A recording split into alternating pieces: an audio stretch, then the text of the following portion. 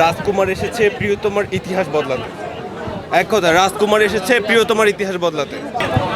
অনেক ভালো লেগেছে, দুর্দান্ত। পারবে। ভালো, মানে শেষে এসে অনেক ভালো লাগছে। অনেক অনেক ভালো, অনেক অনেক সুন্দর হয়েছে, অনেক ভালো হয়েছে। রাজকুমার একই মানে দুটার টাইপই আলাদা ছিল। প্রিয়তমা এক ধরনের, এটা এক ধরনের। অনেক ভালো। হ্যাঁ, আমার দেখা শ্রেষ্ঠ ছিল।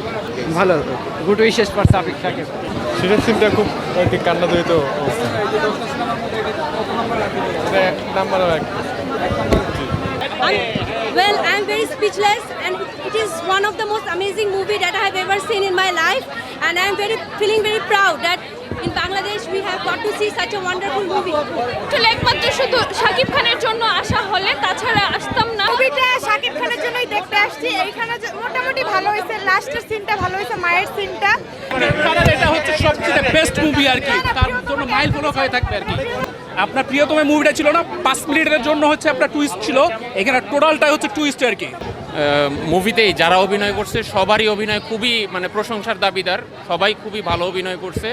আর সাকিব খান যদি ওনার 5টা গ্রেট মুভি থাকে তাহলে এইটা সবার উপরে থাকবে, এবং সাকিব খান অভিনয় দিয়ে ফাটাই দিছে ভাই। অসাধারণ, অসাধারণ,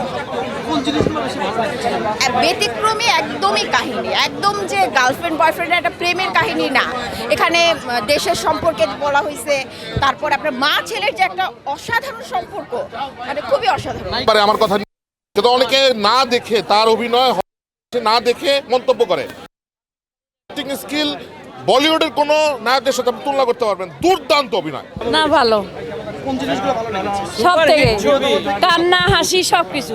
প্রিয়তমা একটা, এটা আর একটা, তুলনার নাই।